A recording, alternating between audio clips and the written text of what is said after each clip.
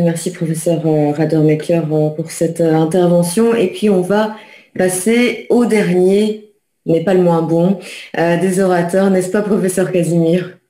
Non, certainement. Nous allons maintenant passer et accueillir le professeur Didier de Canières. Professeur Didier de Canières est agrégé de l'enseignement supérieur de l'Université libre de Bruxelles. Il est actuellement chef de département de chirurgie et du service de chirurgie cardiaque de l'hôpital Saint-Pierre à Bruxelles depuis 2014. Il a fait sa formation de chirurgien cardiaque à l'hôpital académique Erasme. Titulaire d'une bourse de la fondation Erasme, il est parti alors se former en Ohio, à l'université d'Ohio. Puis il a été professeur aussi visiteur à l'hôpital Henri Mondor à Paris. Et il est devenu ensuite le chef du service de chirurgie cardiaque de l'hôpital Erasme de 2005 à 2009. Et puis, il est parti ensuite aux États-Unis où il est devenu professeur de chirurgie cardiaque à l'université de Miami pendant plusieurs années. Et il est devenu à ce moment-là aussi chef du service de chirurgie cardiaque mini-invasive et de robotique de l'université de Miami et co-directeur de l'Institut d'innovation chirurgicale de 2009 à 2013. Il est aussi un ancien membre conseiller du board de la Société européenne de chirurgie cardiovasculaire et co-directeur de l'European Course for Minimal Invasive Cardiac Surgery. Il est particulièrement en fait un enseignant en chirurgie robotique dont il est certainement un des pionniers et il est membre de l'éditorial board de la Heart Surgery Forum. Il a pratiqué beaucoup d'interventions aussi retransmises en direct dans des congrès et il a aussi un rôle pour la Commission européenne, notamment pour le marquage, et c'est un point fort important de tous les nouveaux devices, des implants médicaux. On sait combien ces aspects sont essentiels, notamment pour les patients.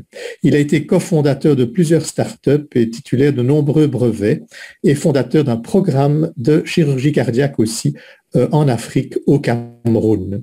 Le professeur Didier de Canières va nous parler d'une valve dont les complications sont très graves et dont la chirurgie est particulièrement difficile. C'est la valve tricuspide, la valve oubliée, intitule-t-il son exposé, considérations physiopathologiques et expériences cliniques. Professeur de Canières, c'est à vous. Merci, Monsieur le Président, de cette très exhaustive introduction. Monsieur le secrétaire perpétuel, Mesdames et Messieurs les académiciens, mes chers collègues, Mesdames et Messieurs, je vous remercie bien sûr de l'honneur et du plaisir de partager avec vous cette brève présentation à propos de la valve tricuspide, à laquelle on se réfère souvent comme étant la valve oubliée. Alors, ce vaste sujet, comme aurait dit le général de Gaulle, pourrait faire bien sûr l'objet d'un symposium entier.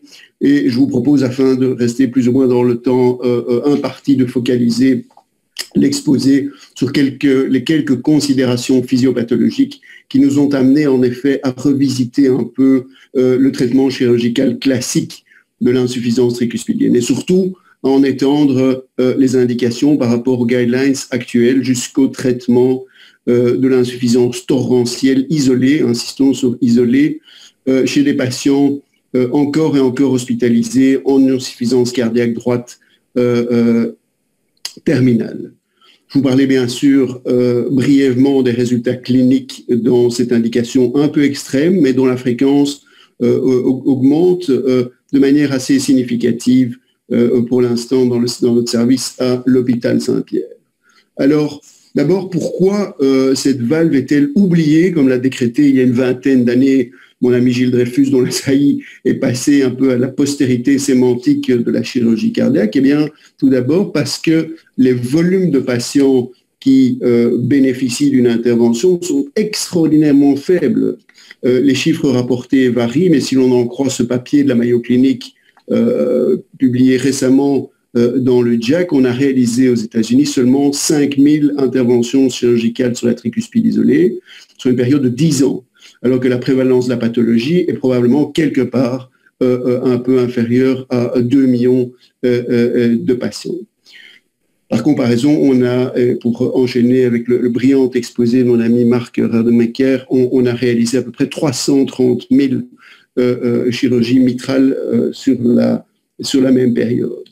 Et donc, il faut dire aussi que les résultats de la chirurgie, malgré les années qui passent, n'ont pas changé, et j'y reviendrai, restent assez décevants. Alors, plutôt que d'une valve oubliée, il s'agit plutôt avant tout d'une valve un peu méconnue. D'abord parce que la gravité de son histoire naturelle est très sous-estimée. Parlons de sa prévalence d'abord très vite, quoique d'autres études, dont par exemple Framingham, ont rapporté d'autres types de chiffres. Celle-ci, conduite sur des patients sexagénaires, en réalité 66 ans d'âge moyen, contrairement à ce qui est marqué là, des patients tout venants qui se présentent pour une échographie cardiaque en consultation externe. Eh bien, ces auteurs de UCSF et Stanford rapportent une insuffisance modérée à sévère dans 16% des cas. Et de manière plus intéressante, un suivi longitudinal de ces gens montre que la mortalité à court et à moyen terme est extrêmement élevée. Elle est bien sûr à comparer à ce qui pourrait être leur groupe contrôle, c'est-à-dire les gens sans insuffisance tricuspide, qu'il faut défalquer des chiffres de mortalité brute de 21-36%.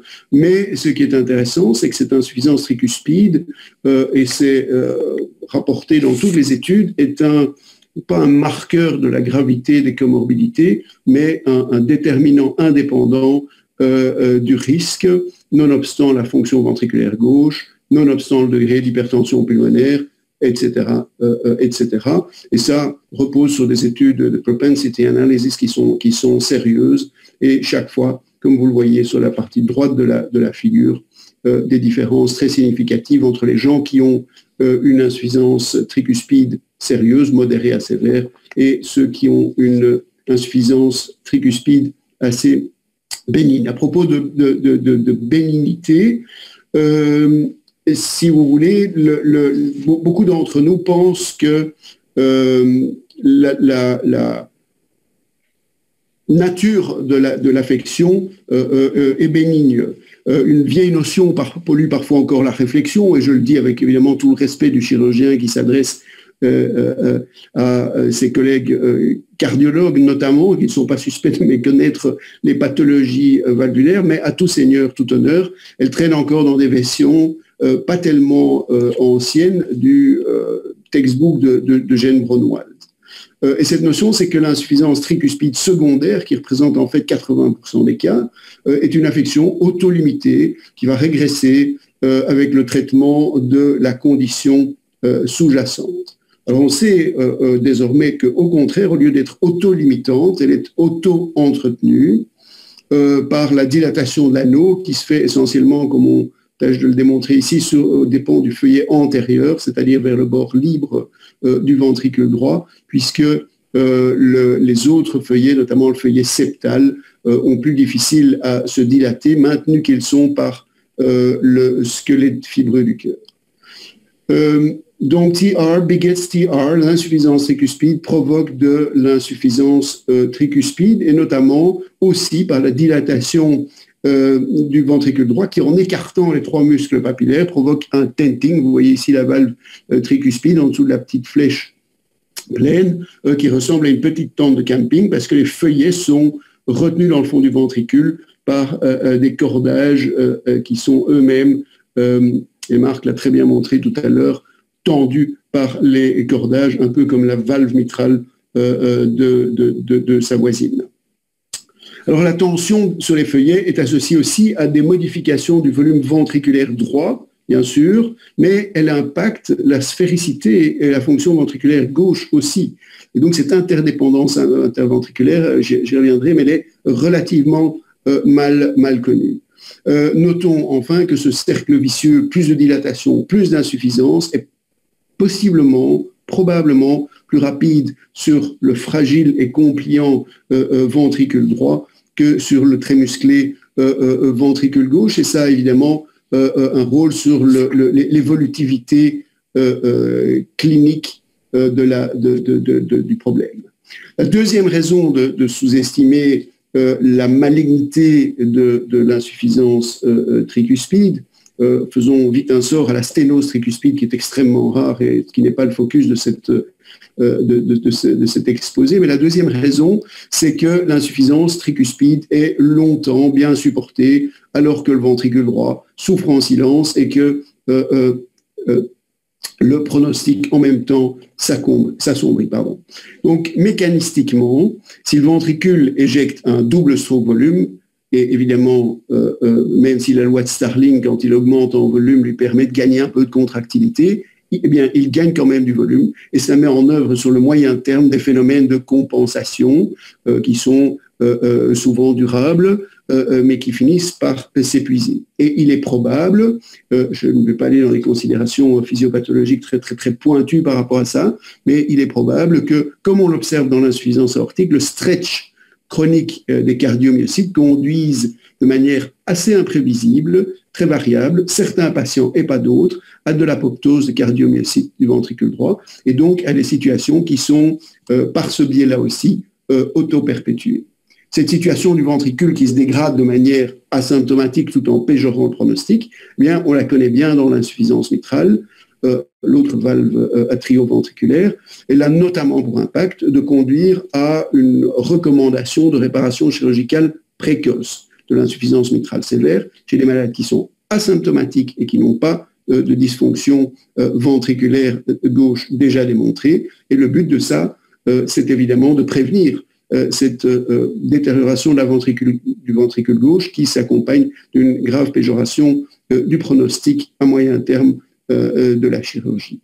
Alors, rien de tout cela n'est prévu du côté de la valve tricuspide, probablement en grande partie faute de données statistiques suffisantes pour conduire à des recommandations claires, faute de combattants, comme on l'a vu, il y a peu de patients dans les corps, 5000 sur 10 ans sur 320 millions d'Américains, c'est pas beaucoup, et cela malgré que le taux de mortalité de l'insuffisance tricuspide soit beaucoup plus élevé après la chirurgie que celui des interventions sur les valves du cœur gauche. Malgré cela, les recommandations restent pour le moins très frileuses.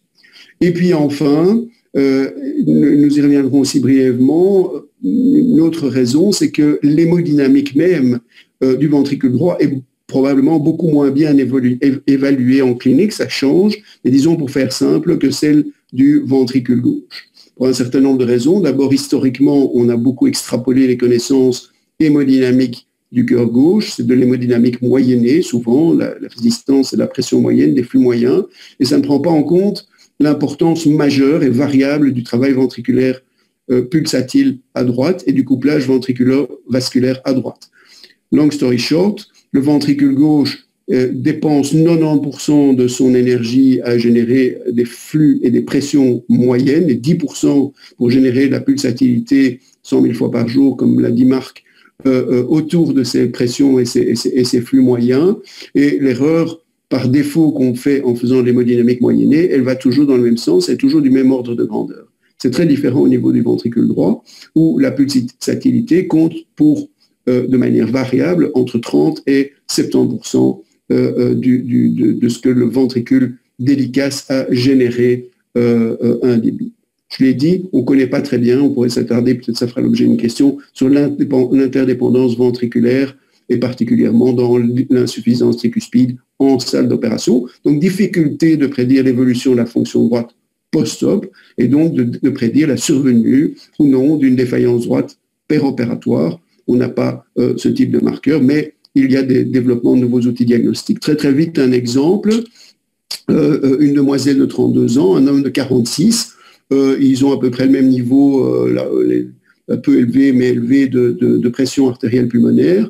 Ils ont le même niveau de résistance vasculaire pulmonaire. Et puis, si on va plus loin dans l'évaluation à la fois du couplage ventriculovasculaire droit par le TAPS, pas très relevant, mais par l'impédance caractéristique, et du travail ventriculaire droit par le Right Ventricular Stroke Work Index, eh bien, on voit que ces gens sont de part et d'autre de valeurs de cut-off qui en font un bon pronostic ou un mauvais pronostic, et ça, c'est quelque chose qui n'est pas évolué en préopératoire. Donc, on le voit, cette précisément ce niveau de post-charge qui conduit potentiellement le patient à la défaillance péropératoire. C'est le propre de la chirurgie de l'insuffisance mitrale et tricuspide de conduire à une augmentation aiguë de la post-charge et de connaître son niveau de départ et son retentissement sur le ventricule est fondamental. Vous voyez ici, sur la partie en bas à droite de cette diapositive, que quand on ferme la voie d'éjection rétrograde vers le réseau cave, c'est-à-dire la voie d'éjection à basse impédance, à basse résistance, eh bien on oblige le ventricule dilaté ou défaillant à éjecter la totalité de son stroke volume de manière antégrade, ça augmente brutalement la post-charge et ça peut précipiter le patient dans une irréversible défaillance aiguë qui est la cause de la très haute mortalité opératoire de la chirurgie tricuspidienne. Et dès lors, voilà, je le redis, il est important d'arriver à bien quantifier cette post-charge pour évaluer le risque de défaillance qui est faible, moyen, grand ou prohibitif. Hein, la chirurgie, c'est pas juste coudre bien les valves, il faut aussi poser les indications adéquatement, et on n'y est pas encore tout à fait, vous l'avez compris, dans la valve tricuspide. Et donc, très vite encore, je l'ai déjà dit, donc cette fonction ventriculaire droite, elle est parfois difficile à évaluer. Mon ami professeur Philippe Inger est probablement parmi nous, mais et beaucoup d'autres, je lui rends un petit hommage au passage, les déterminants classiques de l'échographie sont pas toujours très performants, mais comme je le disais à l'instant, il y en a d'autres qui se développent, le longitudinal strain, et notamment du mur libre du ventricule droit. C'est quelque chose qui est très prometteur pour mieux comprendre la situation du ventricule droit. Et enfin, toujours cette valve, disons, méconnue, délaissée, mal aimée, aussi parce que la chirurgie, disons-le, a une très mauvaise réputation. Les techniques opératoires, j'y reviendrai, un peu comme Marc Rademacher l'a fait, elles sont obsolètes et pourtant encore pratiquées. Et je viens de parler de la sélection des patients. Alors, la mortalité, elle est élevée. Si on regarde la mortalité des patients qui sont dans les guidelines, c'est de l'ordre de 10%, mais vous le voyez, ce sont des malades asymptomatiques avec une dysfonction ventriculaire droite qui commence, etc. Et malgré ça, c'est 10%. Mais si on se focalise, par exemple, sur des groupes un peu plus difficiles sur le plan technique, par exemple les réinterventions, cette mortalité, elle bondit à 35%. Et vous voyez sur la partie droite, ou plutôt vous ne voyez pas, qu'il manque évidemment des cohortes de patients qui sont ces patients qui à la fois sont très symptomatiques, qui sont hospitalisés encore et encore aux soins intensifs plusieurs fois par an pour des cures de dobutamine, de lévosimendan, que sais-je, et bien sûr qui échappent au traitement diurétique. Et c'est exactement sur ces patients-là que je voudrais me focaliser quelques minutes avec vous. On voit ici, si on suit l'organigramme des recommandations européennes récentes, que si on prend le chemin à gauche, celui dans lequel le patient n'a pas besoin d'une chirurgie valvulaire mitrale, qu'il a une insuffisance secondaire sévère et qu'il n'a pas d'absence de dysfonction ventriculaire droite, vous voyez que le traitement est conservatif. C'est-à-dire, madame, monsieur, rentrez chez vous, on va augmenter vos diurétiques et vous reviendrez à l'hôpital dans 2 mois et dans 1 an, on ne leur dit pas ça, mais vous serez mort. Alors, nous nous sommes posé la question de savoir pourquoi l'intervention chirurgicale précipite-t-elle le patient dans une défaillance ventriculaire droite aiguë en salle d'opération et donc de l'autre côté du Styx et de l'Achéron. Eh bien, pour 2 raisons. D'abord parce que, on l'a compris, il y a un afterload mismatch, une post-charge qui est augmentée du fait de fermer la voie d'éjection du cœur à basse impédance, brutalement, mais aussi la circulation extracorporelle et l'arrêt cardiaque vont provoquer une cascade importante de phénomènes, notamment inflammatoires, qui vont altérer au niveau pulmonaire les rapports ventilation-perfusion, augmenter la résistance vasculaire pulmonaire. On a une dégranulation, des stockages de leucocytes, de plaquettes, de la vasoconstriction hypoxique localisée, des microtélectasies, etc., etc. Ça ne fait pas du bien au ventricule droit. Et puis aussi, surtout, on a, dans la chirurgie classique, pratiqué sur le cœur arrêté, une diminution aiguë de la contractilité myocardique. Comme le disait le professeur Alain Carpentier, et je cite encore Marc qui en a parlé tout à l'heure et qui est notre maître à tous, la cardioplégie, c'est du poison. Ça ne fait pas du bien au cardiomyocyte, ça génère de l'édème intercellulaire. La cardioplégie protège parfois pas bien le ventricule droit dont la vascularisation est assez inconstante. Il y a des veines de Tébésius, il y a tout un tas de choses qui font que parfois le ventricule droit est plus sensible à la cardioplégie et à l'arrêt cardiaque. Et donc, ce qu'on fait dans la chirurgie classique, c'est qu'on va provoquer une altération brutale de 2 des 4 déterminants de la performance ventriculaire, c'est-à-dire augmenter la post-charge et diminuer la contractilité. Donc, nous avons fait 2 hypothèses très, très simples, ce sont des hypothèses de chirurgiens, je m'en excuse auprès de l'Académie, mais d'abord arrêter tâcher d'éviter l'arrêt cardiaque pour éviter autant que possible l'altération de la contractilité aiguë et aussi, dans la mesure du possible, éviter la sternotomie et tout ce qui a un impact sur la cascade inflammatoire et aussi surtout sur le saignement. Ça n'est pas anodin parce que le saignement et l'hémoglobine basse constituent vraiment le facteur de risque indépendant qui ressort le plus comme pronostic de la mauvaise évolution des patients chirurgicaux de la valve tricuspide. En pratique, ça se passe comme ceci. Vous voyez que finalement, cette oreillette droite, elle est très près de la paroi. Je vais peut-être supprimer le son de cette vidéo, excusez-moi, parfois en salle d'opération. Vous voyez le cœur qui bat, on voit l'anneau postérieur de la valve tricuspide qui est exposé, l'incision a l'air un peu plus grande qu'elle n'est du fait de cet écarteur plastifié qui repousse la peau, mais l'idée c'est pas d'arrêt, pas de sternotomie, ou en tout cas quand il y a moyen de l'éviter, c'est pas toujours nécessaire, une cannulation périphérique, donc par une petite ouverture et une technique de Seldinger, on met une canule artérielle que vous voyez en bas de l'image et une canule veineuse dans la veine cave inférieure. Une autre canule est placée dans la jugulaire pour permettre une circulation extracorporelle sans ouvrir largement le thorax. Désolé de vous imposer ces bruits-là.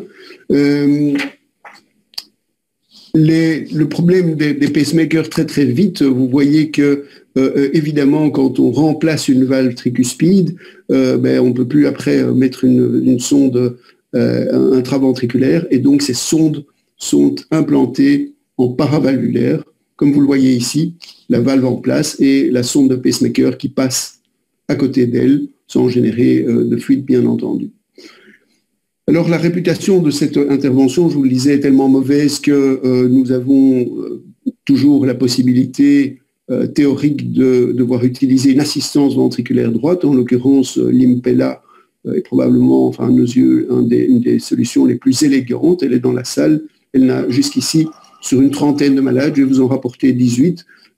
Mon ami et collègue Arnaud Henken s'est occupé à colliger la partie la plus récente de notre expérience, mais on n'a jamais dû utiliser d'Impella jusqu'ici. Je vous présente rapidement 1 ou 2 cas, ils sont très exemplatifs du type de patientèle à laquelle nous nous adressons.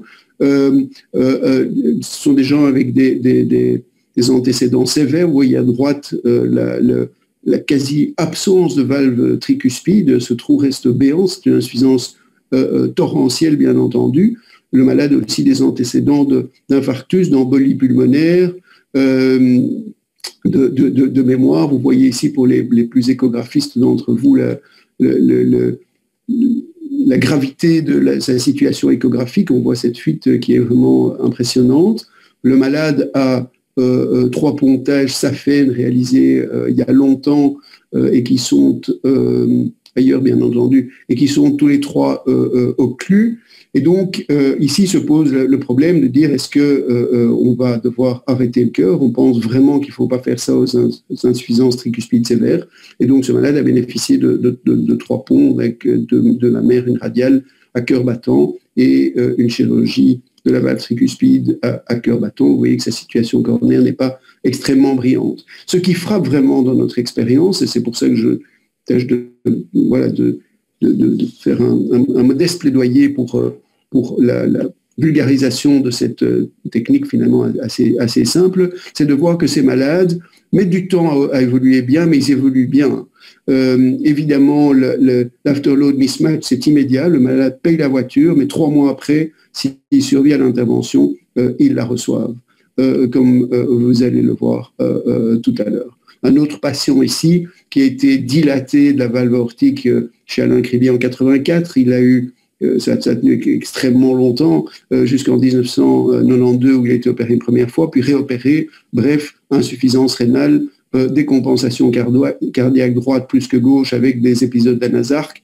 C'est un malade qui a aussi, comme vous voyez, une petite communication interventriculaire iatrogène lors du 3e remplacement valvulaire et cette fuite tricuspidienne. Et encore une fois, un malade qui a 1 an reprend 100% de ses activités jusque-là interdites depuis 2 ans, et notamment du trekking en moyenne montagne.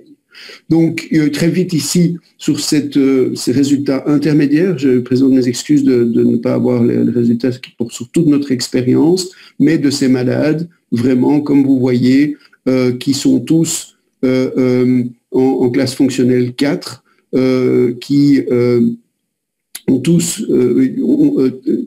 14 sur 18 ont déjà été opérés, parfois de multiples fois. L'objectif de ces diapositives est de vous montrer la gravité, mais aussi de vous dire que l'Euroscore et le STS-score, évidemment, sont ineptes dans cette catégorie de gens, dont, par exemple, les gens qui ont une hépatopathie. L'hépatopathie ne sort pas, et la cirrhose, pour l'appeler par son nom, ne sort pas comme un déterminant indépendant de la mortalité des malades en chirurgie cardiaque. Pourtant, Child C plus chirurgie cardiaque, c'est 15% de survie à 1 mois. Mais évidemment, il n'y avait pas suffisamment de contingent de malades hépatopathes dans les bases de données qui ont conduit à la réalisation de l'Euroscore et du STS-score que pour que ça sorte comme un prédicteur indépendant. Mais évidemment, ces gens qui ont des insuffisances tricuspides de longue durée, très réfractaires, ont quasiment tous des troubles de la coagulation, etc., etc. Je vais passer vite dans le bénéfice du temps sur ceci. La plupart de ces 18 patients ont eu, comme je vous le disais, une mini-thoracotomie. Voici les complications, elles sont nombreuses, c'est des malades graves. Et à ce moment-là, il est indispensable de pouvoir s'appuyer sur une unité de soins intensifs de grande qualité. Je rends hommage à eux aussi au passage. À court terme, dans les 30 premiers jours, aucun décès n'a été à déplorer. Une patiente a dû être réopérée d'une insuffisance mitrale qui s'est franchement majorée et elle a présenté une insuffisance hépatique brutale qui l'a emportée au 2e jour post-opératoire de cette 2e intervention qui avait eu lieu 15 jours après la première sur la valve tricuspide. On peut revenir à cette histoire clinique un peu tragique. Mais donc, certains se poseront la question de dire pourquoi est-ce que vous remplacez les valves à ce type de malade. On sait que le remplacement valvulaire de la tricuspide a une mortalité a priori un peu plus élevée, mais la réparation, par contre, donne des résultats qui ne sont pas durables dans le temps. On sait sur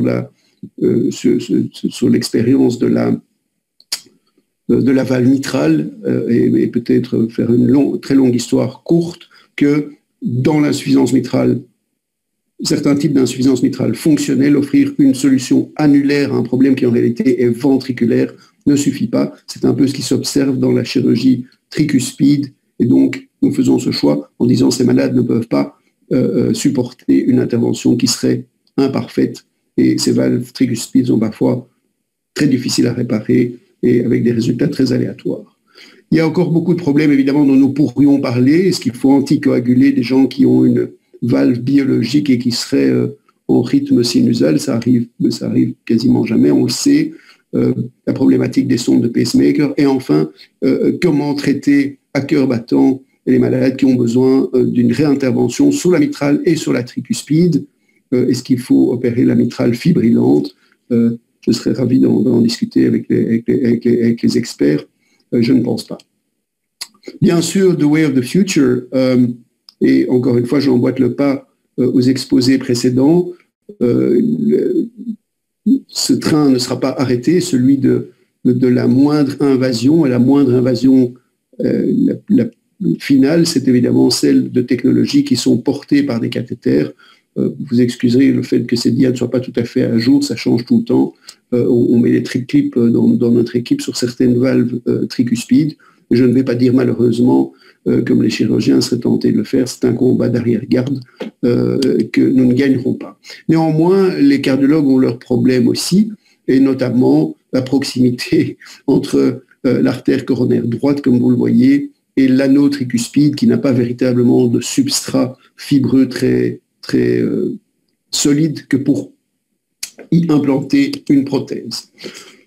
Le message ramené à la maison, me semble-t-il, c'est que l'insuffisance tricuspide et son impact sont très largement sous-estimés. Seule une fraction très marginale, on a compris, des patients est adressée à la chirurgie. Et le simple fait d'éviter la cardioplégie et de tâcher de minimiser autant que possible la riposte inflammatoire à l'intervention, chez ces malades qui ont une insuffisance tricuspide sévère, voire torrentielle, et de l'insuffisance cardiaque, semble dramatiquement, pour faire du franglais, diminuer la mortalité opératoire et donc potentiellement offrir, ça doit être confirmé, une option thérapeutique à de très larges cohortes de patients. Je vous remercie de votre attention. Merci, professeur de Canières. On a une question du professeur Casimir, le président, et je voudrais vous rappeler également à tous que vous pouvez également me signaler si vous avez une question. On sera en panéliste.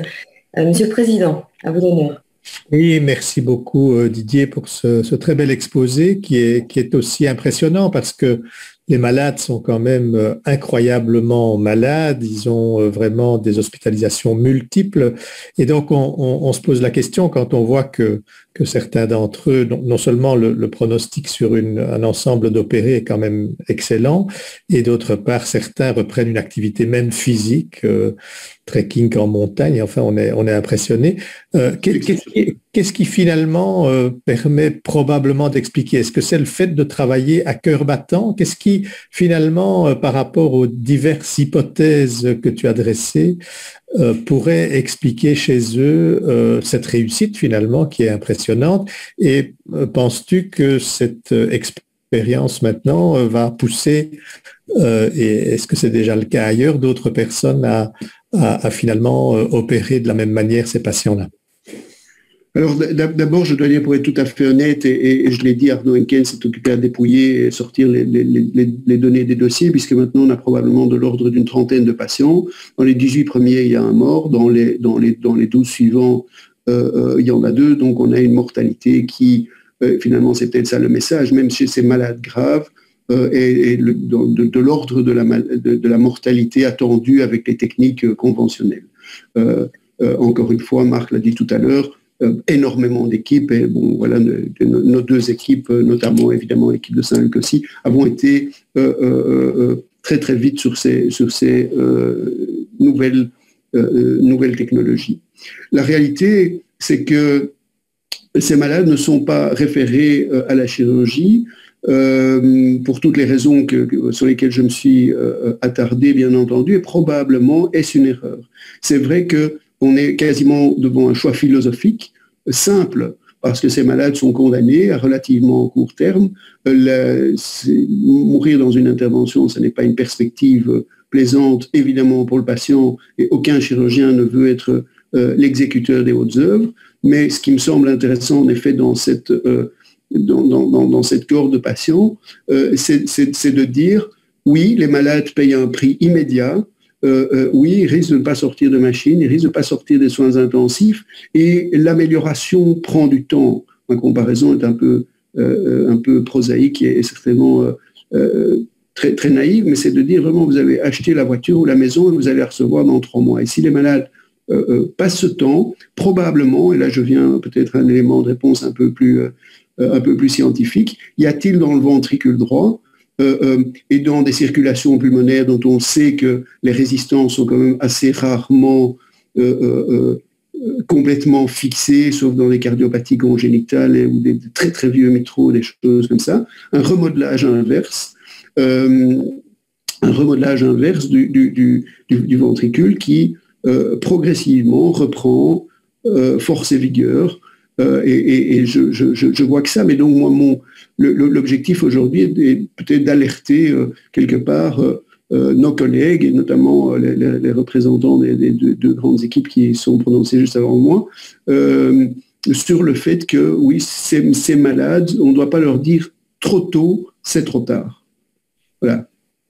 Je vais me tourner maintenant vers le secrétaire perpétuel, le professeur Jean-Michel Fouadat. On en vient aux communications de l'Académie avec notamment ce mois-ci des prix dans le domaine de la cardiologie, professeur Fouadat. C'est exact. Merci Vanessa. Je voudrais annoncer, comme l'a déjà dit Madame Costanzo, qu'il y a des prix de cardiologie. Nous venons d'assister à une séance extrêmement intéressante dans les domaines de la chirurgie cardiaque et thoracique. Et je voudrais annoncer qu'il y a en fait plusieurs prix qui peuvent être attribués dans le domaine de la cardiologie. Notamment, il y a un nouveau prix qui est le prix Dr Boya de Diane, qui est un prix qui sera de 10 000 €, qui sera attribué pour des travaux de récompense de travaux cliniques ou de recherche dans le domaine de la cardiologie au sens large. Donc, ça comprend aussi la chirurgie cardiaque. Le prix Becquerel, c'est un prix qui concerne l'année prochaine et on peut postuler jusqu'au 10 janvier 2022, et qui comprend deux parties, un prix de récompense pour les travaux effectués dans le domaine de la cardiologie, sans précision, d'un montant maximum, d'un montant de 10 000 € et il y a également des crédits de recherche d'un montant maximum de 25 000 € selon les demandes des candidats. Enfin, il y a le prix Pierre Reyland, qui est un prix de 5 000 € pour la physiologie ou la physiopathologie cardiaque. Donc, ceci démontre que dans le domaine de la cardiologie, il y a pas mal de possibilités de récompense d'une part et d'encouragement à la recherche d'autre part.